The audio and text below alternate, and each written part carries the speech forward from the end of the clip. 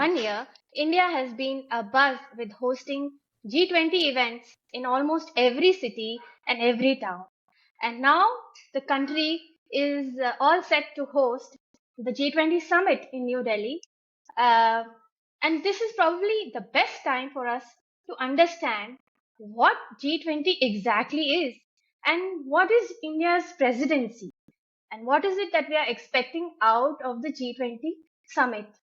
And for this, I couldn't think of anyone better than Dr. Tanu Goyal to help us understand about G20. Dr. Goyal is an economist and she's been working on G20 for a fair amount of time now. So, hi, Dr. Goyal. I'd like to first, begin by asking you to introduce yourself, give us a little bit of your background, and tell us how you became an expert at G20. Hi, Shravani. Thank you, first of all, for having me at your podcast. And thank you so much for considering me an expert at G20. This is quite a compliment. Uh, my name is Tanu Goyal, and I'm working with a New Delhi based policy think tank, ICRIER. I'm a trade economist. I do policy oriented research. I have a PhD in economics from JNU, and I've been working with ICRIER since last 15 years or so. So for me, a career in economics actually happened by chance and not by choice. And there's a little personal story here. I was always Sure. more inclined towards pursuing chartered accountancy, but I did not make through the BCom cutoff at that time, which at that time was higher than economics cutoff.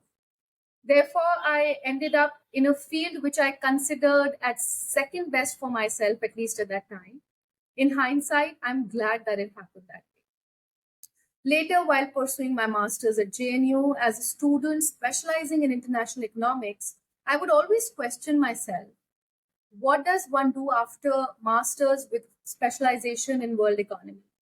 And Shagni, I think you'll remember, we are almost from the same batch. At that time, MBA was the fad, and people would always say, what would you do after doing a master's in economics? So I would always Okay. question the same thing, how can you best apply what's taught in the classrooms? While there was a plethora of fields of work from banking to consulting organizations, frankly, my own job prospects at that time were eclipsed by the global financial crisis. And I realized that very few fields are actually resilient to economic shocks. At the same time, the importance of economic policy was brought to my attention. At that time, international policy discourse was again at its peak, and discussion forums at most were mostly all about international macroeconomic policy coordination. This and the discussion with one of my international trade professors motivated me to apply for a job at ICRIER, which remains one of the few top international policy think tanks in India. I began my job in 2008. And coming back to your question, which is G20, it was also the time when G20 was actually elevated to the leaders level. And we'll talk a little bit more about the evolution of G20 and other things. But that was also the time when G20 was elevated to the leaders level, and all the conversations at ICRIER were also happening around G20 at that time. So that was my first exposure to G20 as an international policy issue. Currently, I'm working as a senior fellow at ICRIER, and some of the areas of my expertise include G20 issues, micro, small, and medium enterprises, free trade agreements, and e-commerce. 2 years back, I completed my PhD alongside my job, wherein I studied architectural design of free trade agreements. So basically, my PhD is more in the field of law and economics. So, as I mentioned, when I joined ICRIER, it was also the same year when G20 was elevated to the leaders level. ICRIER's extensive engagement on G20 issues began at that time, starting with an annual G20 conference. We also engaged in specific assignments over a period of time for national and international governments, aid agencies that gave us immense exposure to the G20 discussion.